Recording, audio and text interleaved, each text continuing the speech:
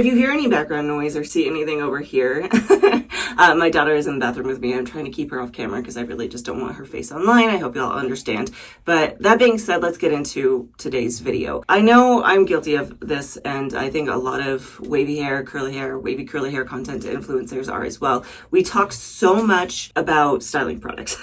We really focus on those and talk about them a lot, and it's a main part of almost every single video. But something that does get left out sometimes, and like I said, I'm guilty of this too, is the shampoo and conditioner. The base of our routine, the shampoo, the conditioner, the wash that we do really does go a long way towards giving us the results we want. So I like to sprinkle in these reviews every now and then, talking about shampoos and conditioners and my thoughts on them and whether or not I recommend them. So today I've picked up these two products. I found one of them on sale at my local grocery store. I didn't even know this was a thing, so I'm glad I saw it because it's worth giving it a shot. And this is the Pantene Miracle Bond Repair line. So I have the shampoo and the conditioner. I've tried them today and I want to talk about my thoughts. My hair keeps falling in my face. That is okay. If you do like content like this, please do like and subscribe. It helps me out a ton. And if you are new to my channel, hi, my name is Lena, and welcome to my bathroom. I'm going to start this video talking about the wash day itself. Like I said, I've already used these products. Let's hop in the shower and talk about this particular wash day. So starting off, it's been about a week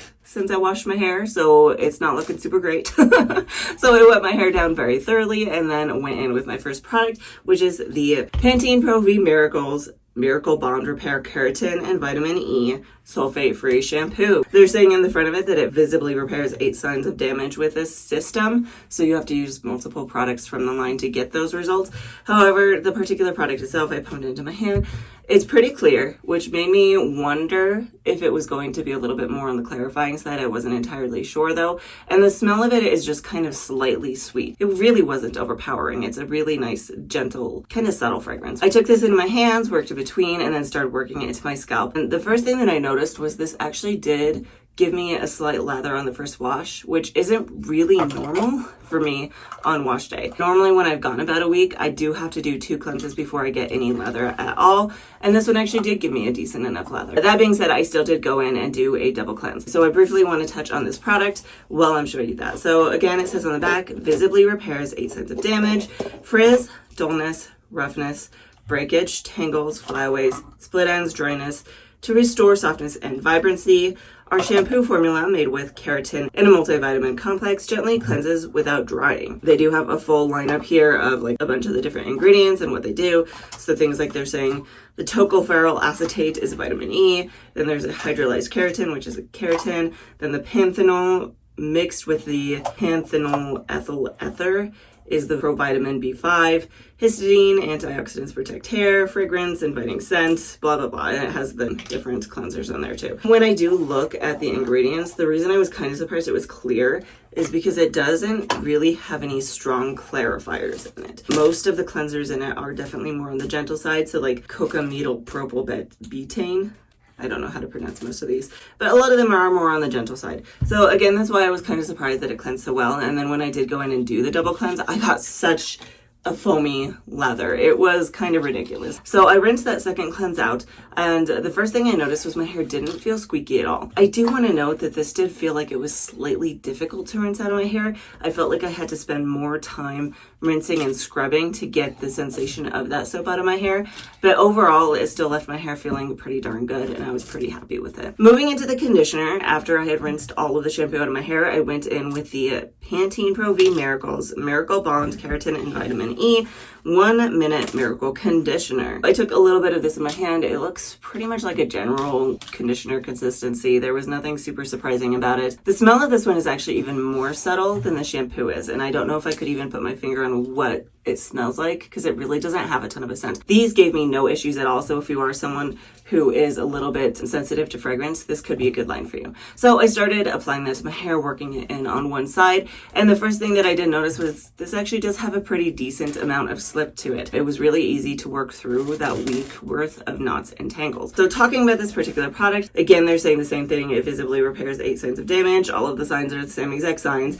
And then it says our conditioner formula made with keratin and a multivitamin vitamin complex, deeply repairs weak and damaged hair to the core. It goes through a good number of the ingredients as well. We've got vitamin E, keratin, Pantene Pro Vitamin B.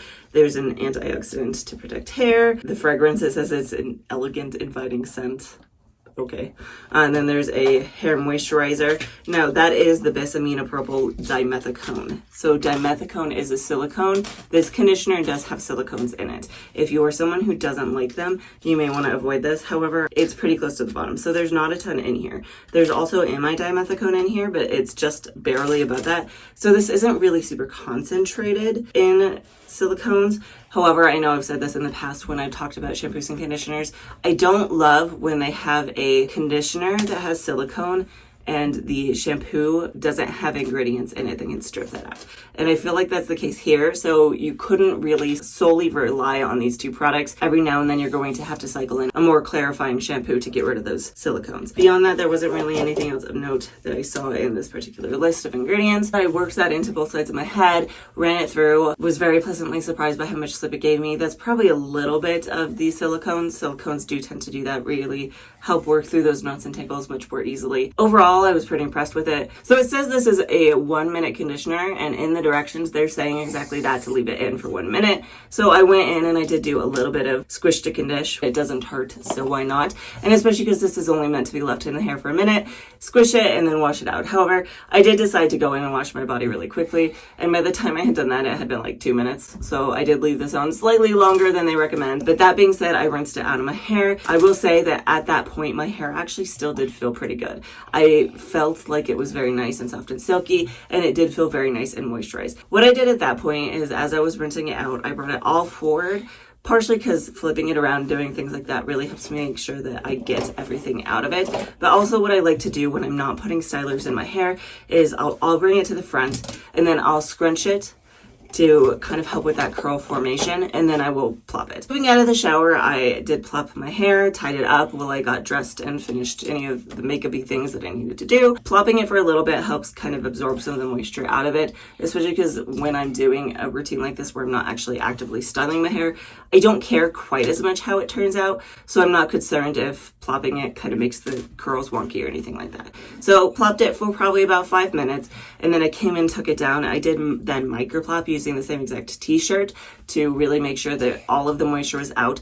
Normally when I do this kind of routine where all I do is wash it and I don't style it, I do like to put in a leave-in conditioner or heat protectant of some sort. I didn't even think to look to see if they had one in this lineup or if Pantene has one at all. Maybe that's something I'll have to look into. At this point, I didn't use a leave-in conditioner. I didn't use a heat protectant. I just went in and I started diffusing my hair. I have a pretty low porosity hair, so even with literally no product in it, it still took me about 10 minutes to diffuse it, and it was still damp at the end of it. That's long, high density, low porosity hair for you. But that being said, that's actually the point we're at now. My hair is 100% dry, and this is what it looks like with just these products and just scrunching.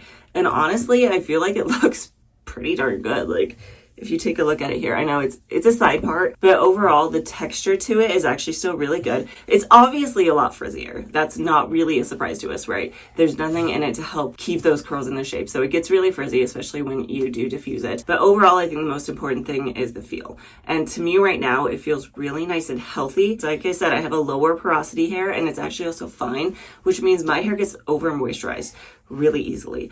This did not do that for me. It feels really nice and balanced, and that is something that I am looking for in a product. Let me actually give you a quick curl tour, and then I'll kind of sum up my final thoughts.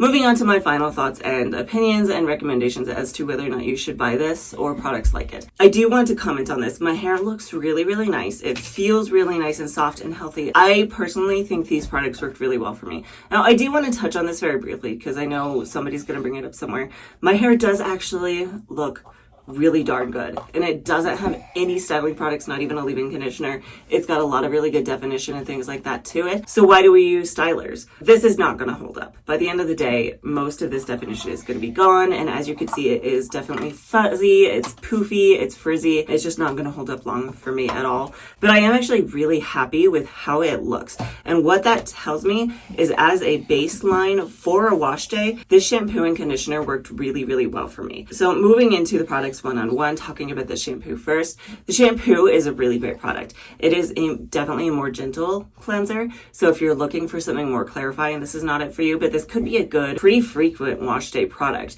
You could use this almost every single week, just swapping a clarifying shampoo in every couple of weeks. It doesn't have any of the things in it, so it's paraben-free, silicone-free, sulfate-free, all of the things. And overall, I think it worked really, really well for me. I will definitely continue to use this, and I think it's a good product. Moving into the conditioner, the main downside of the conditioner for me that I think a lot of people are going to focus on is the fact that it does have those silicones in it. It has the amodimethicone as well as the dimethicone. And not everybody loves that, and that's totally fine, which is why I do bring it up, whether or not it has those. However, I still personally really liked this conditioner. It left my hair feeling very nice and healthy and moisturized. And the big thing for me, this conditioner left it feeling really nice and balanced. So overall, I'm really happy with how it turned out. If I were to go in and style my hair, I think this would be a really good base for that. The last thing that I wanted to talk about here is this idea of budget-friendly products, so drugstore products, because I think each of these is somewhere around the realm of $9 to $10, depending obviously on when and where you buy it. Are they actually going to repair the bonds in your hair? I think that's the really big question, and there's kind of been a lot of debate about it recently. I've heard two different sides of it, one of which is, well, they're drugstore products. How are they possibly going to have the budget behind it to make it bond repair? Now, something I think a lot of us forget is that, especially with products like this, Pantene, L'Oreal, Herbal Essence, Garnier Fructis, Dove, those kind of products are owned by other companies. Pantene is not just a Pantene, it's owned by Procter & Gamble.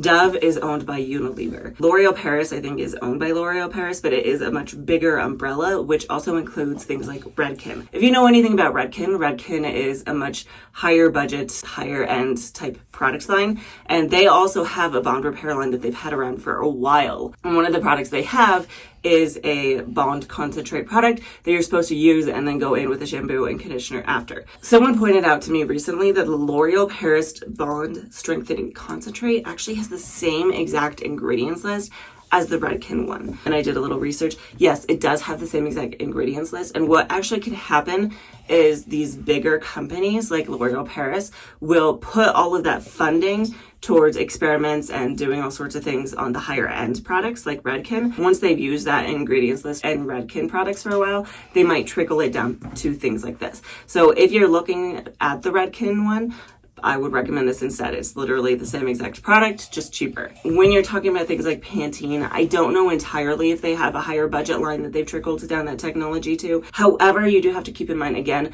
Procter & Gamble is a ginormous company. They have a lot of funding. So they might actually be able to throw more funding at these experiments to see if these bond repair products are actually repairing bonds. When it comes down to the question, is this actually going to repair the bonds in your hair? I don't know. I'm not a chemist. I'm not someone who knows how these different ingredients interact with each other and what kind of bonds they're actually repairing with in your hair. They're not claiming this is going to fix disulfide bonds or anything like that. So I don't know what kind of bonds they're fixing. However, all I know is that this feels really nice in my hair. If you have experimented with this and you do have a little bit more damage to your hair, I'd love to hear your feedback. It would be really interesting to know how this works on damaged hair. But for me personally, I would recommend these products even if they're not repairing the bonds in my hair. Maybe they're doing a slight bit of good, or they're helping to at least maintain the one that I do have in my hair and keep them nice and healthy. It doesn't hurt to use these kind of products. And for me personally, I really liked these. So I do recommend them. I think that if they're in your price range and you're looking for a good shampoo and conditioner, even if you're not necessarily looking for something with bond repair abilities, these were great. They worked really, really well for me. That being said, if you do like content like this, please do like and subscribe. It helps me out a ton. I do post a brand new video almost every single Friday,